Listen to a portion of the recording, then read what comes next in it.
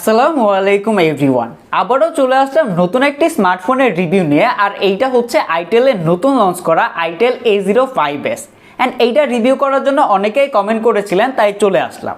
And যদিও বরাবরই itel হচ্ছে তাদের যে নাম্বার সিরিজটা আছে সেইটা কন্টিনিউ করে, বাট এবার একটু ডিফারেন্ট সিরিজ লঞ্চ করেছে। যদিও এটা তাদের পার্সোনাল ইচ্ছা, এটা নিয়ে কিছু না বলি। অ্যান্ড এই ফোনটা প্রাইস ধরা হয়েছে ৭,৪৯০ টাকা। যদিও এই স্মার্টফোনটা রিভিউ করতে একটু দেরি করে ফেলেছি, বাট এই ফোনটার ভালো খারাপ বলতে কিন্তু দেরি করব না। তাই অবশ্যই ফুল ভিডিও দেখবেন, কাটাকাটি করলে কিন্তু আপনিই ঠকে যাবেন। তো ভিডিওতে এই ফোনটার ভালো খারাপ কেমন কি সব কিছু জানাবো, ভিডিওটা ফুল দেখবেন। আর যদি ভিডিওটি ভালো লাগে অবশ্যই সাবস্ক্রাইব করে নোটিফিকেশন বেল ওপেন করে রাখবেন। আর এই ফোনটি আমাদেরকে স্পন্সর করেছে এসকে টেলিকম। তাদের শপে আপনারা আইটেল সহ সকল ব্র্যান্ডের স্মার্টফোন পেয়ে যাবেন। আর এই ফোনটি যদি তাদের কাছ থেকে পারচেস করেন, আমার চ্যানেলে সাবস্ক্রাইবার হয়ে থাকলে আলাদা করে স্পেশাল গিফট অ্যান্ড ডিসকাউন্ট পেয়ে যাবেন। তো প্রথমে যদি ডিজাইন নিয়ে বলতে হয় তাহলে এইটা সম্পূর্ণ হচ্ছে প্লাস্টিক বিল্ড অ্যান্ড পলিকার্বনেট বডির একটা ফোন। অ্যান্ড এইটার ব্যাক পার্টে টেক্সচার দেওয়া হয়েছে, যার উপরে বক্সি শেপে 3D একটা প্যাটার্ন দেওয়া হয়েছে, যেটা দেখতে ভালোই লাগে। আরে খারান, এইটার যে ক্যামেরা মডেল দেখতে সে না, কি দেখতেছেন এখানে ট্রিপল ক্যামেরা সেট আপ? আরে না, লিজেন্ডরা এখানে একটাই দেখবে। অ্যান্ড এটা হচ্ছে গ্লসি, যার জন্য এখানে হচ্ছে দাগ পড়ে যাবে। এই জায়গাটা হচ্ছে একটু কেয়ারফুলভাবে ব্যবহার করবেন। অ্যান্ড এইখানে দেওয়া হয়েছে ফিঙ্গারপ্রিন্ট স্ক্যানার, যেটা অ্যাকুরেট ছিল, বাট এটার স্পিডটা আমার কাছে স্লো মনে হয়েছে। বাট ভালো ব্যাপার হচ্ছে যে এইটাতে ফিঙ্গার ক্যাচ করে না। গ্রিপিং ভালো ছিল, কেননা কর্নারগুলো হচ্ছে খুবই সুন্দর করে রাউন্ড করে দেওয়া। বাট এইটাতে 4000 mAh ব্যাটারি হওয়ার পরও এই ফোনটাকে আইটেল হচ্ছে মোটা করে ফেলছে। কেন বললাম? এইটার থিকনেস হচ্ছে 9.2 মিলিমিটার। তবে এটার ওয়েট কত সেটা জানতে পারি নাই, তারপর আমার কাছে 195 গ্রামের উপরে মনে হয়েছে। ওয়েট ডিস্ট্রিবিউশন মোটামুটি ছিল। আর বড় ফ্রন্ট ফ্যাক্টর হওয়ার জন্য এক হাতে ব্যবহার করতে গেলে প্যারা খাবেন, বাট দুই হাতে ভালোভাবেই ব্যবহার করতে পারতেছিলাম। অ্যান্ড ভালো ব্যাপার হচ্ছে যে এখানে টাইপ সি পোর্ট দেওয়া হয়েছে, যেটা হচ্ছে সবারই ম্যান্ডেটরি করা দরকার। অ্যান্ড এখানে আপনারা সিঙ্গেল স্পিকার পেয়ে যাচ্ছেন, যেটার সাউন্ড কোয়ালিটি ঠিকঠাকই ছিল। তবে ফুল সাউন্ডে যখন গান শুনবেন তখন কিছুটা ডিস্টরশন খেয়াল করবেন। তাছাড়া বাকি সব কিছুই অ্যাভেলেবেল আছে। 3.5 মিলিমিটার হেডফোন জ্যাক আছে। অ্যান্ড এখানে আপনারা দুইটি সিমের পাশাপাশি আলাদা করে মেমোরি এক্সপ্যান্ড করতে পারবেন আপ টু 128 জিবি পর্যন্ত।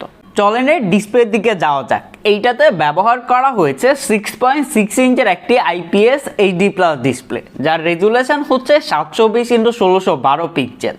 আর এর PPI হচ্ছে 267 PPI। আর এখানে বিশেপের একটা নচ ডিসপ্লে ব্যবহার করা হয়েছে। 7,500 টাকা প্রাইস পয়েন্টে এইটার ডিসপ্লেটা ঠিকঠাকই আছে। তবে 720p অ্যান্ড PPI কম হওয়ার জন্য এখানে হচ্ছে যখন খুব কাছে থেকে ভিডিও দেখবেন তখন হচ্ছে কিছুটা শার্পনেসে ঘাটতি ফিল করবেন। তাছাড়া ভিউইং অ্যাঙ্গেল ভালো ছিল। তবে নচের যে উপরের পার্টটা আছে এখানে হচ্ছে ব্ল্যাক শ্যাডো খেয়াল করেছি। আর এটার যে চিন অ্যান্ড বেজেল এটা হচ্ছে ঠিকঠাকই আছে, এটা নিয়ে কমপ্লেন করার কিছু নাই। তবে এখানে রেগুলার 60 হার্জের একটা প্যানেল ব্যবহার করা হয়েছে, যার জন্য day to day multitasking, social media browsing, even হচ্ছে টুকটাক যখন গেম প্লে করতেছিলাম এখানে হচ্ছে লেটেন্সি খেয়াল করেছি। তবে এটা আসলে রেগুলারই বলা যায়। তবে যারা আসলে বাটন ফোন থেকে স্মার্টফোনে শিফট করতেছেন তাদের এইটা নিয়ে তেমন কোনো প্রবলেম হবে না।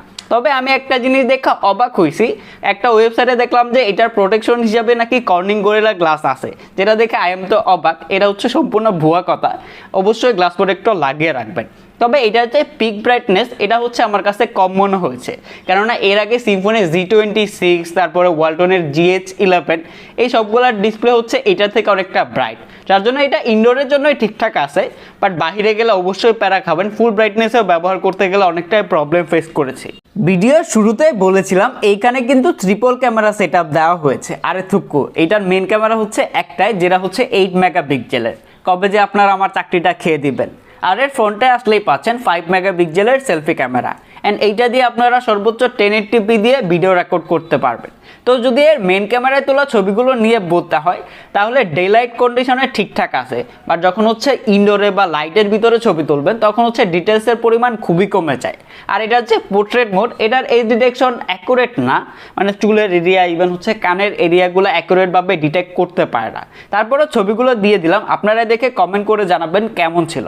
তবে আমি মনে করি যে এই প্রাইস পয়েন্টে এইটার থেকে হচ্ছে যে ওয়ালটনের যে GH11 আছে ওইটার তোলা ছবিগুলো বেশি ভালো লেগেছে, কেননা ওইটার পোর্ট্রেট মোডের এই ডিরেকশন এটার থেকে অনেক বেশি ভালো ছিল।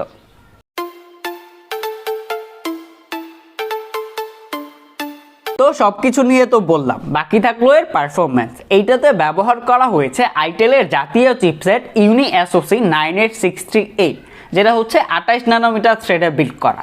আর এইটাতে আপনারা র্যাম রোম ভেরিয়েন্টটা পাচ্ছেন 2GB RAM and 32GB internal storage. আর এই স্টোরেজ টাইপ হচ্ছে eMMC 5.1। অ্যান্ড আইটেলের হচ্ছে এইটা চেঞ্জ করা দরকার, কেননা তারা হচ্ছে যে 5000 টাকা দামের স্মার্টফোনেও এই চিপসেট দেয়, ইভেন হচ্ছে 9000 টাকা দামের স্মার্টফোনেও সেম চিপসেটই দেয়। তো যদি এর পারফরমেন্স নিয়ে বলতে হয় তাহলে এটা দিয়ে বেসিক কাজকর্ম যেমন হচ্ছে অনলাইন ক্লাস, ইমুতে কথাবার্তা, তারপর হচ্ছে টুকটাক ভিডিও দেখা, টুকটাক গেম প্লে, এইসবের জন্য ঠিকঠাক আছে। মানে যারা হচ্ছে ছোট ভাই আব্বা আম্মার জন্য দিতে যাচ্ছেন তাদের জন্য ঠিকঠাক আছে, বাট এটার অ্যাপলোড হইতে অনেক বেশি সময় নেয়, যেটা হচ্ছে আমার কাছে একটু খারাপই লাগছে। তাছাড়া যদি গেম প্লে নিয়ে বলতে হয় এটা আসলে এমন গেমিং ডিভাইস না। তারপরে যারা আসলে টুকটাক গেম প্লে করেন তাদের জন্য ঠিকঠাক আছে, বাট হেভি গেম প্লে করবেন না, কেননা এটা থেকে তেমন বেটার আউটপুট পাবেন না। তারপরে এটা দিয়ে আমি free fire, subway surfer, temple run এইসব গেমগুলো খেলেছিলাম। ফ্রি ফায়ার ভালোভাবেই খেলতে পারতেছিলাম, শুরুর দিকে ভালো ছিল, বাট অনেকক্ষণ খেলার পরে টুকটাক ল্যাগের দেখা পেয়েছি। But subway surfer, temple run এইগুলো খেলে তেমন কোনো ল্যাগ বা হিকাপের দেখা পাই নাই। আর এর অপারেটিং সিস্টেমে থাকছে অ্যান্ড্রয়েড 13 গো এডিশন, আর এর ইউআইতে থাকছে আইটেল ওএস। আইটেল ওএস হচ্ছে যে টেকনোর যে হাইওএস আছে সেটার মতোই। এখানে হচ্ছে যে প্রিইনস্টল অ্যাপের দেখা পেয়েছি বেশ কয়েকটাই, তবে এখান থেকে হচ্ছে কিছু আনইনস্টল করা গেলেও বেশ কয়েকটাই হচ্ছে যে আনইনস্টল করা যায় না, তবে এটা আমার কাছে ভালো লাগে নাই। তবে ডে টু ডে মাল্টিটাস্কিংয়ের রেগুলার লাইফে ওই রকম অ্যাডের দেখা পাই নাই, অ্যান্ড বাগবাল্লুকেরও দেখা পাই নাই। তবে আমার মনে হয় যে আইটেলের এই বিষয়গুলো মাথায় রাখা দরকার। একে তো র্যাম কম, তার উপরে যদি আপনারা ব্লুটুথ ভরে দিয়ে দেন তাহলে এই ফোনটা থেকে বেটার আউটপুট অবশ্যই পাওয়া যাবে না। অ্যান্ড যারা হচ্ছে এই ফোনটা পারচেস করবেন তাদের জন্য বলতেছি আপনারা হচ্ছে লাইট অ্যাপসগুলো ইনস্টল করবেন, যাতে করে এটা থেকে বেটার একটা আউটপুট পাবেন। যদিও বর্তমান সময়ে রেগুলার ট্রেন্ড হয়ে গেছে 5000 mAh ব্যাটারি, বাট আইটেল এখানে 4000 mAh ব্যাটারি দিয়েছে। যদি এর ব্যাটারি ব্যাকআপ নিয়ে বলতে হয় তাহলে যারা মডারেট ইউজার আছেন, ডে টু ডে মাল্টিটাস্কিং, টুকটাক মুভি দেখা, ছবি তোলা এইসব কাজ করেন, তারা হচ্ছে একদিনের মতো ব্যাটারি ব্যাকআপ পেয়ে যাবেন। বাট যারা হচ্ছে হার্ডকোর ইউজার, সবসময় ফোন ইউজ করেন, গেম প্লে করেন, তারা হচ্ছে যে 7 ঘন্টা 7.5 ঘন্টার মতো স্ক্রিন অন টাইম পাবেন। তবে একটানা গেম প্লে করলে হচ্ছে 6 ঘন্টার মতো স্ক্রিন অন টাইম পাবেন।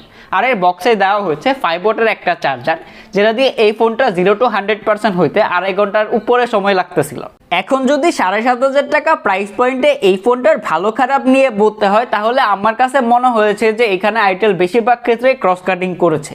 কেন বললাম, তাদের যে আগের A60 আছে সেটা থেকে এখানে তেমন কোনো চেঞ্জ করা হয় নাই, বাট ক্রস কাটিং করেছে। কেননা A60তে হচ্ছে যে 5000 mAh ব্যাটারি দেওয়া হয়েছে, এখানে হচ্ছে যে 4000 mAh ব্যাটারি দেওয়া হয়েছে। আর এখানে হচ্ছে যে ব্যাক সেলে কিছুটা কাস্টমাইজ করেছে, আর এখানে টাইপ সি পোর্ট দিয়েছে। তবে এটার যে ডিসপ্লেটা, এটা ব্রাইটনেসটা আমার কাছে কম মনে হয়েছে। অ্যান্ড ক্যামেরাতেও তেমন কোনো ইমপ্রুভ করে নাই, সিঙ্গেল ক্যামেরা দিয়েছে, বাট এটা পোর্ট্রেটটা তেমন কোনো কাজের না। তবে আমি আপনাদেরকে বলবো, আপনারা হচ্ছে যে এই ভিডিওটা দেখার পরে আমি একটা GH11 এর রিভিউ করেছিলাম, আপনারা হচ্ছে সেই ভিডিওটা দেখবেন। তাহলে হচ্ছে যে আই হোপ আপনারা ডিসিশন নিতে সুবিধা হবে যে কোনটা আপনারা পারচেস করবেন।